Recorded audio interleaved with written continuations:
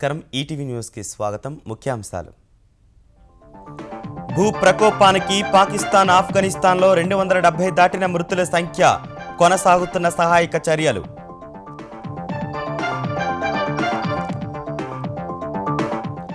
ఆల్మట్టి నీటిపై కేంద్రం మహారాష్ట్ర కర్ణాటకకు ఆంధ్రప్రదేశ్ సర్కారు లేఖలు దామాషా ప్రకారం నీటి విడుదలకు డిమాండ్ లేదంటే సుప్రీంకి వెళ్లే యోచన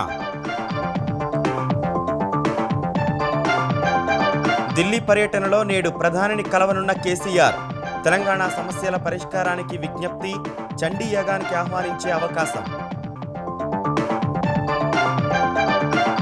మౌలిక వసతుల కల్పనతో అమరావతి పనులు ఆరంభించనున్న ఏపీ సర్కారు 18,000 హెక్టార్ల అటవీ భూముల వినియోగానికి కేంద్రం పచ్చజెండా తెలంగాణలో జోరుగా సాగనున్న జలహారం 22,000 కోట్ల పనులు గుత్తేదారులకు అప్పగించిన తెరాస సర్కారు బీహార్ 3వ దశ పోలింగ్కు ముమ్మర ఏర్పాట్లు చేస్తున్న ఎన్నికల సంఘం మోదీ మనసులో మాట కార్యక్రమంపై ఈసీకి మహాకూటమి ఫిర్యాదు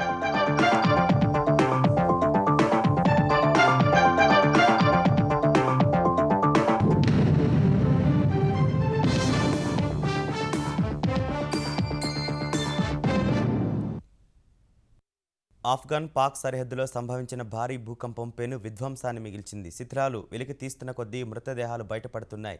ఈ ప్రకృతి విపత్తు దాటికి పాకిస్తాన్లో 214 మంది ప్రాణాలు కోల్పోగా ఆఫ్ఘనిస్తాన్లో 60 మందికి పైగా చనిపోయారు. 1,500కు పైగా క్షతగాత్రులు ఆసుపత్రిలో చికిత్స పొందుతున్నారు. బాధితులకు ప్రభుత్వ అధికారులు స్వచ్ఛంద సంస్థల కార్యకర్తలు ఆపన్నహస్తం అందిస్తున్నారు.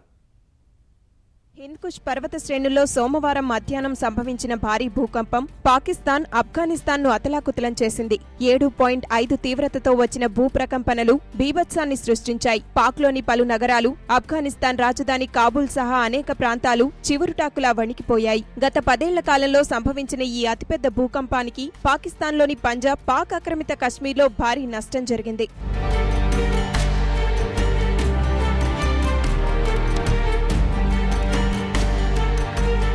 భూకంప కేంద్రం ఆఫ్ఘన్ రాజధాని కాబూల్కు 250 కిలోమీటర్ల దూరంలో 213.5 కిలోమీటర్ల లోపల ఉందని అమెరికా భూ విజ్ఞాన శాస్త్ర సర్వే తెలిపింది. భూప్రకంపనల దాటికి అనేక భవంతులు బీటల వారుగా కొన్ని చోట్ల కొండ చర్యలు విరిగిపడి ప్రాణ నష్టం ఎక్కువగా జరిగింది. భూకంప ప్రభావిత ప్రాంతాలకు వెనువెంటనే తరలి వెళ్లిన అధికారులు, సహాయక సిబ్బంది బాధితులను ఆదుకునే ప్రయత్నం చేస్తున్నారు.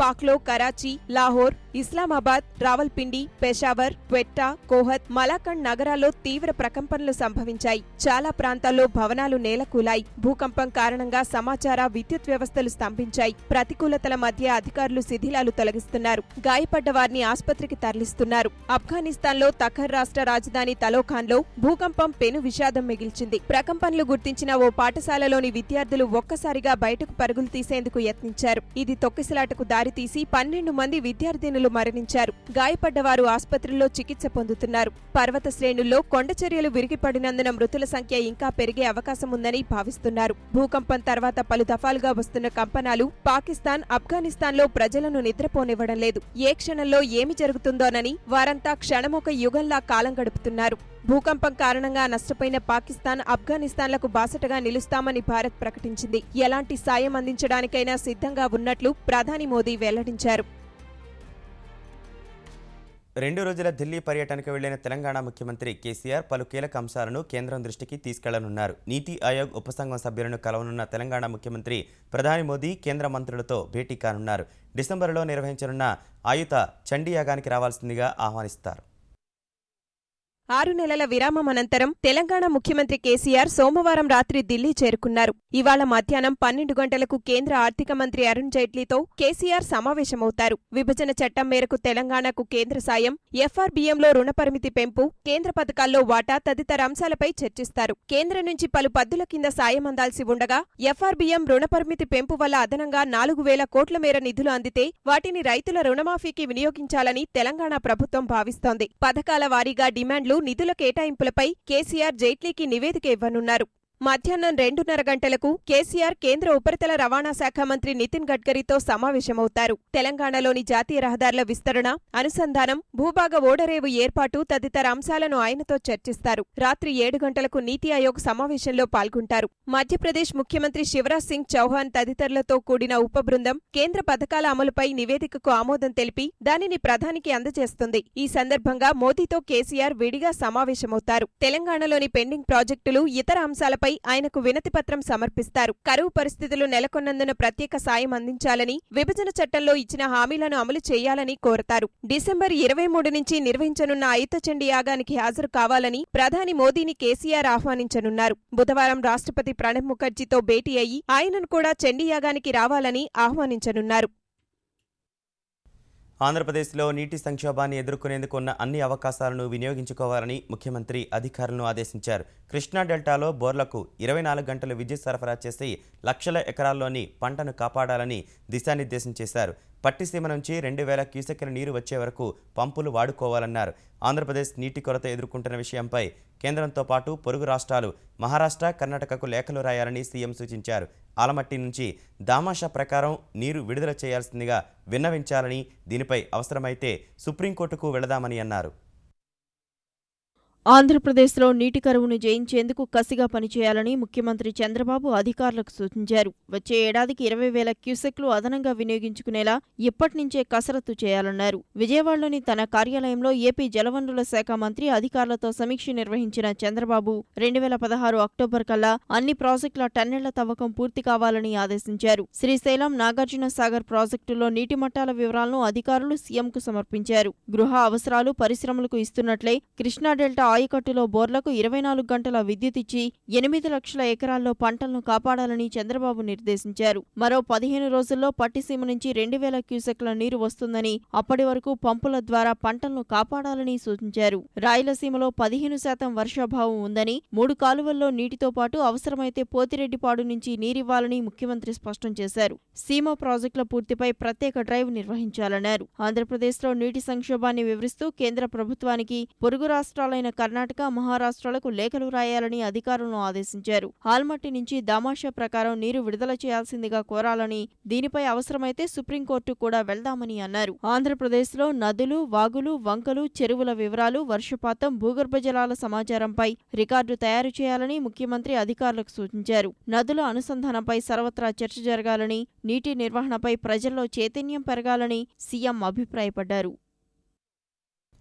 ఆంధ్రప్రదేశ్ రాజధాని అమరావతి శంకుస్థాపన కార్యక్రమాన్ని విజయవంతంగా పూర్తి చేసిన ప్రభుత్వం ఇక నిర్మాణంపై దృష్టి సారించింది. అంతర్జాతీయ ప్రమాణాలతో రహదారులు, తాగునీటి వసతి, విద్యుత్ వంటి మౌలిక వసతులతో తొలుత పనులు ప్రారంభించనుంది. తొలి విడతలో ప్రభుత్వ కార్యాలయాల సముదాయ నిర్మాణం పనులు ప్రారంభం కానున్నాయి. అన్ని ప్రభుత్వ భవన సముదాయాలు ఒకే ప్రాంగణంలో వచ్చేలా బృహత్తర ప్రణాళిక సిద్ధమైనందున ఇందుకు 70 లక్షల చదరపు అడుగులు అవసరమని సర్కారు అంచనా. తాగునీటి వసతులు అభివృద్ధి చేసేందుకు రిజర్వాయర్లు, పైప్లైన్ల నిర్మాణంపైన దృష్టి సారించారు. అమరావతిలో భూముల కేటాయింపుపైన ముమ్మర కసరత్తు సాగుతోంది. నవ్యాంధ్ర రాజధాని అమరావతి నిర్మాణం ఆంధ్రప్రదేశ్ ప్రభుత్వ అవసరాల నిమిత్తం అటవీ భూమిని వినియోగించుకునేందుకు అవసరమైన అనుమతులు ఇచ్చేందుకు కేంద్రం సూత్రప్రాయంగా పచ్చజెండా ఊపింది. కనీసం 40,000 హెక్టార్ల అటవీ భూమిని డీనోటిఫై చేయాలని కేంద్ర అటవీ పర్యావరణ శాఖకు ఆంధ్రప్రదేశ్ ప్రభుత్వం ప్రతిపాదనలు పంపగా 18,000 హెక్టార్ల మేర అటవీ భూమి వినియోగానికి కేంద్రం అంగీకరించినట్లు సమాచారం. అటవీ ప్రాంతంలో ఉన్న పచ్చదనం ఎంత, ఆ ప్రాంతంలో జీవిస్తున్న జంతుజాలాలు ఏమిటి వంటి పర్యావరణ సంబంధిత అంశాలతో సమగ్ర నివేదికను ఆంధ్రప్రదేశ్ ప్రభుత్వం కేంద్రానికి అందించాల్సి ఉంటుంది. ఇందుకోసం వృక్షాలను లెక్కించే ప్రక్రియ చేపట్టాలని ఏపీ సర్కారు యోచిస్తోంది. హెక్టారు భూమిని నమూనాగా ఎంచుకుని ఎన్ని వృక్షాలు ఉన్నాయో లెక్కించనున్నారు. ఇలాంటి నమూనాల ఆధారంగా మొత్తం అటవీ భూమిలో ఎన్ని చెట్లు ఉన్నాయో గణిస్తారు. ప్రతి ఇంటికి తాగునీరు అందించడమే ధ్యేయంగా తెలంగాణ ప్రభుత్వం తలపెట్టిన జలహారం కింద 22,180 కోట్ల రూపాయలు విలువ చేసే పనులను కేసీఆర్ ప్రభుత్వం గుత్తేదారులకు అప్పగించింది. కృష్ణా, గోదావరి నదుల నుంచి జలాలను మళ్లించాలని తలపెట్టిన తెలంగాణ ప్రభుత్వం ఇప్పటికే టెండర్లు ఖరారు చేసింది. సాంకేతిక, ఆర్థిక బిడ్లను పరిశీలించాక 26 ప్యాకేజీ పనులకు టెండర్లు ఖరారు చేసింది. ఈ పనులను 11 మంది గుత్తేదారులు దక్కించుకున్నారు. నిబంధనల ప్రకారం ఈ పనులను గుత్తేదారు 3 ఏళ్లలో పూర్తి చేయాల్సి ఉంటుంది.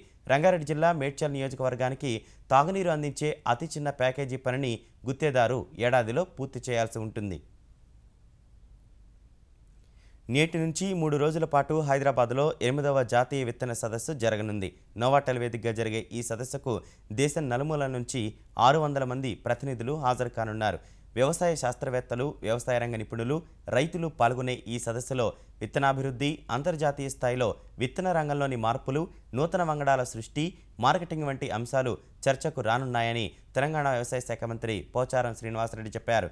ఈ ఆర్థిక సంవత్సరంలోనే పూర్తిగా రుణమాఫీ చేయనున్నట్లు ఆయన ప్రకటించారు. జరుగుతున్నట్లు తెలిపారు.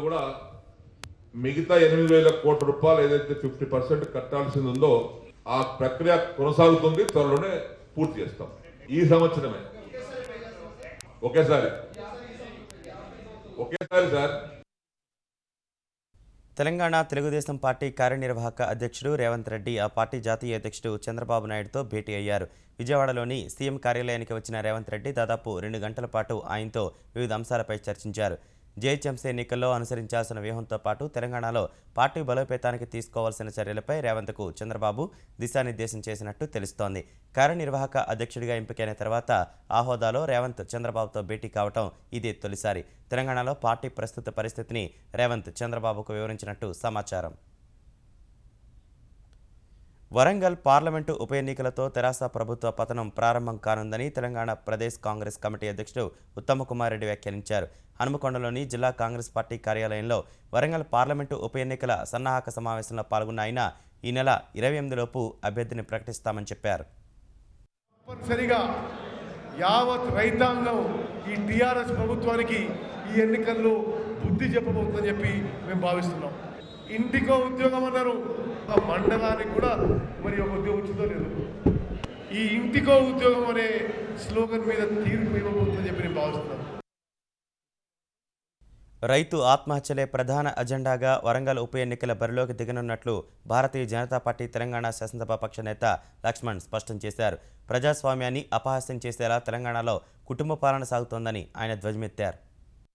28వ తేదీన అన్ని పోలింగ్ బూత్ల నుంచి ఇన్ఛార్జీలను సమావేశాన్ని ప్రత్యేకంగా కేంద్ర మంత్రి బండారు దత్తాత్రేయ గారి సమక్షంలో ఎన్డీఏ ప్రభుత్వం యొక్క విజయాలను, అభివృద్ధి, సంక్షేమ కార్యక్రమాలు తీసుకెళ్తూ ఈ నిరంకుశ ప్రభుత్వానికి ఈ ఎన్నికల ద్వారా ఖచ్చితంగా కళ్ళెం వేయాలి. పురాణ ఇతిహాసాల గొప్పతనాన్ని తెలియజేయడం ద్వారా యువతను భక్తి మార్గంలో నడిపించేందుకు ఢిల్లీలో ఈ నెల 30 నుంచి వచ్చే నెల 8 వరకు వెంకటేశ్వర వైభవోత్సవం జరగనుంది. తిరుమల తిరుపతి దేవస్థానం, స్వర్ణభారతి ట్రస్ట్ సంయుక్తంగా నిర్వహిస్తున్న ఈ కార్యక్రమం గోడపత్రికను ఆవిష్కరించిన కేంద్ర మంత్రి వెంకయ్య ఇందులో ప్రజలు విరివిగా పాలుపంచుకోవాలని కోరారు. వైభవోత్సవానికి భాజపా నేత అద్వానీ, ఆంధ్రప్రదేశ్ ముఖ్యమంత్రి చంద్రబాబు సహా పలువురు ప్రముఖులు హాజరు కానున్నారు. ఆధ్యాత్మిక చింతన ద్వారా అది మనందరికీ అందుబాటులో ఉంటుంది. అలాంటి మహత్తర అవకాశం మనకు దొరకడం నిజంగా భగవత్ ప్రసాదంగా నేనైతే భావిస్తున్నాను. జీవితాన్ని సుఖమయం చేసుకోవడం కోసం, ధర్మ మార్గాలు పోవడం కోసం మార్గాన్ని తెలుసుకునే అవకాశం అందరికీ కూడా లభించాలని అవసరంతో ఉంది. సమైక్య రాష్ట్రంలో ఉన్నప్పటి సమస్యలను పరిష్కరించడం సహా హైదరాబాద్ను ఆకర్షణీయ నగరంగా తీర్చిదిద్దేందుకు ముఖ్యమంత్రి కేసీఆర్ రాత్రింబవళ్లు కృషి చేస్తున్నారని తెలంగాణ మంత్రులు కొనియాడారు. హైదరాబాద్ జేఎన్టీలో కూకట్పల్లి, శేర్లింగపల్లి కాలనీల పరిధిలో నిర్వహించిన స్మార్ట్ సిటీలపై అభిప్రాయ సేకరణ కార్యక్రమంలో తెలంగాణ ఉప ముఖ్యమంత్రి మహమూద్ అలీ, మంత్రులు నాయన్ నరసింహారెడ్డి, మహేందర్ రెడ్డి పాల్గొన్నారు. గాంధీ గారు తాగడానికి ఇంటింటికి మంచినీళ్ళు ఇచ్చేటువంటి కార్యక్రమం వాటర్ గ్రిడ్ ద్వారా తీసుకొస్తున్నాం. గోదావరి, కృష్ణా నుంచి, మరి కృష్ణా నుంచి లిటిగేషన్ పెడుతున్నాడు మీ నాయకుడు. మరి అది ఎందుకో మనపై సంజాయించుకో. ప్రలోభాలకు తావు లేకుండా తెరాస ప్రభుత్వం పారదర్శకతతో వ్యవహరిస్తోందని తెలంగాణ సాగునీటి శాఖ మంత్రి హరీష్ రావు స్పష్టం చేశారు. మెదక్ జిల్లా నారాయణఖేడ్ నియోజకవర్గంలో విస్తృతంగా పర్యటించిన ఆయన నారాయణపూర్ గ్రామంలో 2 పడగదుల ఇళ్ల నిర్మాణానికి శంకుస్థాపన చేశారు. ఇల్లు బిల్లుకు లంచం, ఇల్లు శాంక్షన్కు లంచం, దరఖాస్తు పెట్టుడు, ఆఫీస్ చుట్టూ తిరుగుడు, నారాయణఖేడ్ పోవుడు, మనూరు పోవుడు, మండల ఆఫీస్ పోవుడు, ఏం పట్టదు. మేమే కడతాం, కట్టి మీ ఇంటికి తాళం చేయించిపోతాం. మా రాముల నాయక్ అన్న చెప్పినట్టు నేను ఇంత అన్నం కూడా పెట్టి. రాజధాని ప్రాంతంలో చెరకు పంటను వైకాపా నేతలే తగులబెట్టి లేనిపోని ఆరోపణలు చేస్తున్నారని మంత్రులు ప్రతిపాటి పుల్లారావు, నారాయణలు ఆరోపించారు. త్వరలోనే సిఆర్డీఏ ప్రాంతంలో అన్ని సమస్యలను పరిష్కరించి నిర్మాణాలను ప్రారంభిస్తామన్న మంత్రులు ఆటవిక రాజ్యమంటూ జగన్ చేసిన వ్యాఖ్యలు అర్ధరహితమన్నారు. రాజధాని ప్రాంతంలోని లంక భూముల విషయంలో జోక్యం చేసుకోవాలంటూ ఆ ప్రాంత రైతులు ముఖ్యమంత్రిని కలిసిన నేపథ్యంలో వీటిపై ఓ కమిటీ వేయాల్సిందిగా చంద్రబాబు సూచించినట్లు మంత్రులు తెలిపారు. చెరుకు తోటను తగలబెట్టారు. ఎవరు తగలబెట్టారు? వాళ్ళ పార్టీ కార్యకర్తలు తగలబెట్టారు అనేటువంటిది మాకు వస్తున్న సమాచారం. దాని మీద విచారణ జరిపిస్తున్నాం, కఠినంగా చర్యలు తీసుకుంటాం. ఎవరు కాలబెట్టారో బయటికి తీస్తాం, వదిలిపెట్టాం. నిజాలు బయటపడినప్పుడు జగన్మోహన్ రెడ్డి ఏం మాట్లాడతాడో కూడా జనం అందరికీ తెలుసు. కనుక అదే విధంగా ఈ రోజు మల్కాపురం ఘటనపై మాకు అనుమానాలు మొదటి నుంచి ఉన్నాయి. ఈ రోజు జగన్మోహన్ రెడ్డి వచ్చాడు, వాళ్లే కాలబెట్టడం, వాళ్లే పరామర్శించడం, వాళ్లే మా మీద బురద జల్లేటువంటి కార్యక్రమం చేయటం ఈ రోజు రాష్ట్ర ప్రజలందరూ గమనిస్తున్నారు. వ్యవసాయ శాఖ అధికారులు కార్యాలయానికే పరిమితం కాకుండా రైతుల పొలాల వద్దకు వెళ్లి అవగాహన కల్పించాలని ఆంధ్రప్రదేశ్ పౌర సరఫరాల శాఖ మంత్రి పరిటాల సునీత ఆదేశించారు. అధికారులు శాస్త్రవేత్తలతో కలిసి అనంతపురం జిల్లాలో కంది, దానిమ్మ పంటను పరిశీలించిన ఆమె ఇటీవల కురిసిన వర్షాలకు పంటలు బాగున్నా వ్యాధులు వచ్చి దెబ్బతింటున్నాయని ఆవేదన వ్యక్తం చేశారు. అధికారులు క్షేత్రస్థాయిలో పర్యటించి వీటిపై రైతులకు అవగాహన కల్పించాలని సూచించారు.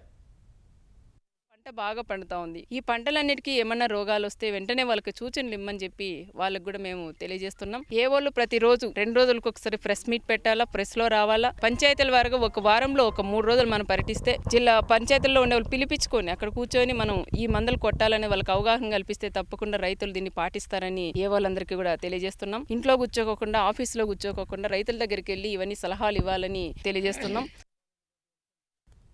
ఎస్సీ, ఎస్టీ, బీసీ ఉప ప్రణాళికలు అమలు చేస్తూ అట్టడుగు వర్గాల అభ్యున్నతికి చంద్రబాబు ప్రభుత్వం కృషి చేస్తోందని ఆంధ్రప్రదేశ్ సాంఘిక సంక్షేమ మంత్రి రావెల కిషోర్బాబు అన్నారు. సంక్షేమ పథకాలను ప్రణాళికాబద్ధంగా అమలు చేస్తున్నట్లు చెప్పిన ఆయన ప్రభుత్వ ప్రధాన కార్యదర్శి ఎస్పీ టక్కర్తో కలిసి వివిధ జిల్లాల అధికారులతో పథకాలు, ఇతర ప్రయోజనాల అమలు తీరును సమీక్షించారు. సెలెక్టెడ్ బెనిఫిషరీస్కి ఇప్పుడు హౌసింగ్ స్కీమ్ ఉంది, ఇళ్ల లేని వాళ్ళకి ఇస్తాము. లోన్ స్కీమ్స్ ఉన్నాయి, సెల్ఫ్ ఎంప్లాయ్మెంట్ కావాల్సిన వాళ్ళకి ఇస్తాము. రేట్ ఆఫ్ లిటరసీ, ప్రాథమిక విద్య మీద దృష్టి పెడితే ఏ విధంగా rate of literacy SC, ST, BC, మైనారిటీస్లో పెరుగుతుంది. ఇవన్నీ కూడా ఒక్కొక్క ఏరియాలో ఒక్కొక్క డిపార్ట్మెంట్ ఏ విధంగా పనిచేస్తే ఓవరాల్ డెవలప్మెంట్ వస్తుందనేది దీని యొక్క ఉద్దేశం. విశాఖపట్నంలో నిర్మించి తలపెట్టిన భోగాపురం అంతర్జాతీయ విమానాశ్రయానికి సంబంధించి భూసేకరణకు ఆంధ్రప్రదేశ్ సర్కారు హడ్కో నుంచి రుణం తీసుకోనుంది. దాదాపు 1500 కోట్ల రూపాయల మేర రుణం ఇచ్చేందుకు హడ్కో అంగీకారం తెలిపినట్లు సమాచారం.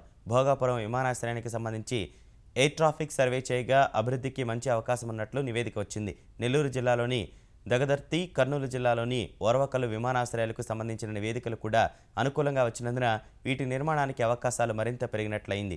విజయవాడ, తిరుపతి, విశాఖలో నిర్మించి తలపెట్టిన 3 కన్వెన్షన్ సెంటర్లు, 2 అంతర్జాతీయ పాఠశాలలు, క్రీడా మైదానాలు తదితర వాటిని నవంబర్ చివరి నాటికి పూర్తి చేయాలని ఏపీ ప్రభుత్వం భావిస్తోంది. తెలంగాణ తెలుగుదేశం శాసనపక్ష నేత పొలిట్ బ్యూరో సభ్యుడు ఎర్రబెల్లి దయాకర్రావుకు భద్రత కుదించాలని వరంగల్ పోలీసులు నిర్ణయించారు. ఈ మేరకు సమీక్షించిన భద్రతా వ్యవహారాల కమిటీ ఆర్మెడ్ ఎస్కార్ట్ను ఉపసంహరించాలని సూచించారు. ఈ నిర్ణయంపై మండిపడిన తెలుగుదేశం సీనియర్ నేత రావుల చంద్రశేఖర్ రెడ్డి, తెదేపా తెలంగాణ అధ్యక్షుడు ఎల్ రమణకు కూడా భద్రతను తగ్గించారని ఆరోపించారు.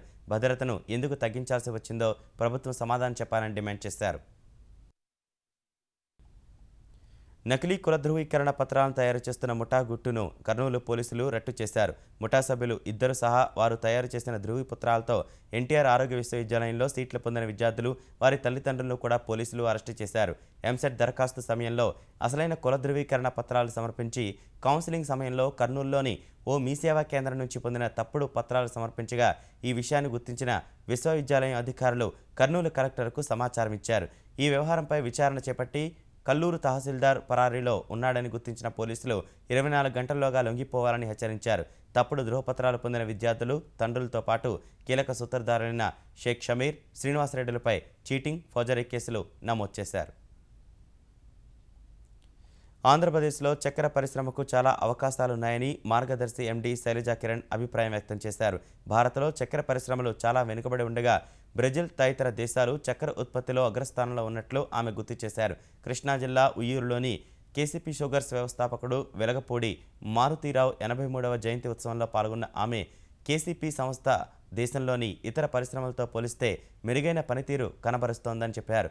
కార్యక్రమంలో ముఖ్య అతిథిగా పాల్గొన్న శైలజా కిరణ్ సన్మానం పొందిన అనంతరం రైతులకు ప్రోత్సాహకాలందించారు.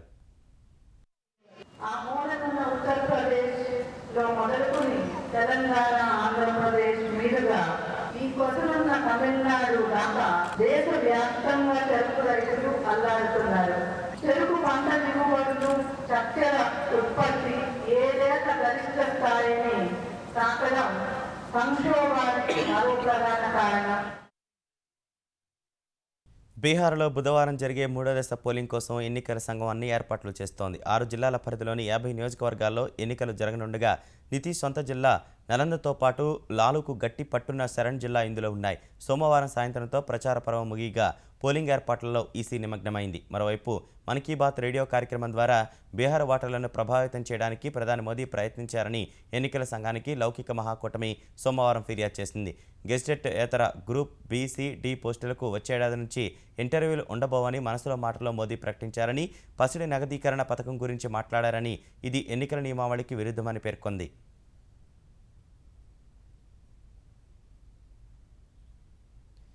అక్రమాస్తుల కేసులో తనపై అరెస్టు సహా తదుపరి చర్యలు తీసుకోకుండా హైకోర్టు ఇచ్చిన ఉత్తర్వులను సవాలు చేస్తూ సిబిఐ దాఖలు చేసిన పిటిషన్పై హిమాచల్ ప్రదేశ్ ముఖ్యమంత్రి వీరభద్ర సింగ్ను సుప్రీంకోర్టు వివరణ కోరింది. వీరభద్ర సింగ్పై దాఖలైన అక్రమాస్తుల కేసును హిమాచల్ హైకోర్టు నుంచి ఢిల్లీకి బదిలీ చేయాలని, హైకోర్టు ఉత్తర్వులను నిలుపుదల చేయాలన్న సిబిఐ పిటిషన్లపై విచారించిన సుప్రీం ధర్మాసనం వీరభద్ర సింగ్కు తాకీదులిచ్చింది. అయితే హైకోర్టు ఉత్తర్వులు నిలుపుదల చేయాలన్న సిబిఐ న్యాయవాది ముకుల్ రోహత్గి వాదనను అత్యున్నత న్యాయస్థానం తోసిపుచ్చింది. అక్రమాస్తుల కేసులో హిమాచల్ ముఖ్యమంత్రి వీరభద్ర సింగ్, ఆయన భార్యపై సిబిఐ దర్యాప్తు నిలిపేయడంతో పాటు తమ అనుమతి లేకుండా విచారణ కొనసాగించవద్దని హిమాచల్ హైకోర్టు ఈ నెల 1న ఉత్తర్వులిచ్చింది. మీడియాపై నిషేధం విధించే కాలం పోయిందని కేంద్ర ఆర్థిక మంత్రి అరుణ్ జైట్లీ పేర్కొన్నారు. దాన్ని అమలు చేయడం కూడా అసాధ్యమన్న అభిప్రాయాన్ని జైట్లీ వ్యక్తం చేశారు. ఆల్ ఇండియా రేడియో నిర్వహించిన సర్దార్ పటేల్ ఉపన్యాసంలో మాట్లాడిన ఆయన, న్యాయస్థాన తీర్పులు, సాంకేతికపరమైన ముందంజతో దేశంలో భావ ప్రకటన స్వేచ్ఛ హక్కు విస్తృతంగా పెరిగిందన్నారు. దుర్వినియోగము కొనసాగుతుందని చెప్పారు. ఎలక్ట్రానిక్ ముద్రణ మాధ్యమాలు విచక్షణ పాటిస్తున్నప్పటికీ సామాజిక మాధ్యమానికి అలాంటి యంత్రాంగమే లేకుండా పోయిందన్నారు.